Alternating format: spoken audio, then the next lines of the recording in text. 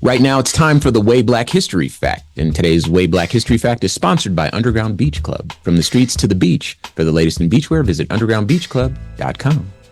And today's Underground Beach Club, I'll be honest, I sourced it from an individual on Instagram. She goes by the name of Gingers Naps, Gingers_Naps. I thought that was kind of cute. But I did go and research these myself. I just want to give credit to the kind of the inspiration. So we're going to discuss a couple of things that were illegal for Black people to do in the 18th and 19th centuries.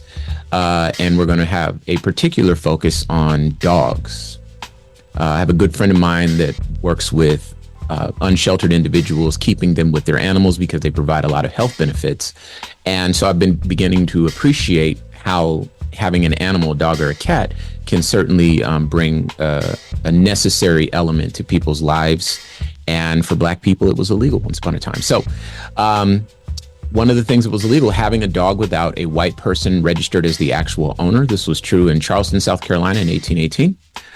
Having a dog in the home, which officers were allowed to enter and freely search for dogs, unlike white-owned homes. This was true in Augusta, Georgia in 1846. Passing through certain counties accompanied by dogs without written permission from the white person that owned either the dog or the Black person. This was true in Virginia, 1855. Having either a dog or a gun without a license, they were equal offenses. This was true Maryland, 1859. Being free and having a dog without a license, but it was also illegal for marshals to sell Black people said license. In other words, they could not sell you a license, and it was illegal to have a dog without a license. This was true in Montgomery, Alabama, 1861. Punishments for violating said laws. Quote, it shall and may be lawful for any person or persons to kill and destroy such said dog or dogs, and to bring the said slave before the next magistrate, who shall on due proof of his offense order the said slave such correction as he shall judge reasonable, not exceeding 30 lashes. This is true, Tennessee, 1753. Moving on. Quote, if there shall be found upon said premises any dog or dogs not returned to the clerk of council as aforesaid by owner or owners of said Negro or Negroes by the guardian of said free person or persons of color to kill the same. This is true, Georgia, 1846.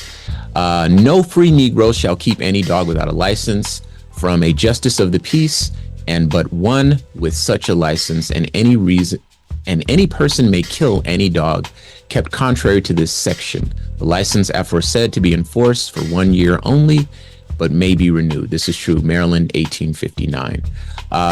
Let's go down here. Every slave who shall keep a dog in the city shall receive any number of stripes not exceeding 39, unless the owner of the slave will pay a fine of $5. Every free Negro who shall keep a dog on his or her premises or under his or her control in the city without a license from the mayor shall be fined $5. This again, Montgomery, Alabama, 1861.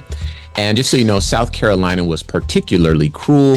Not only did they have the strict laws barring Black dog keeping, but they also enforced these laws by sending people to the workhouse.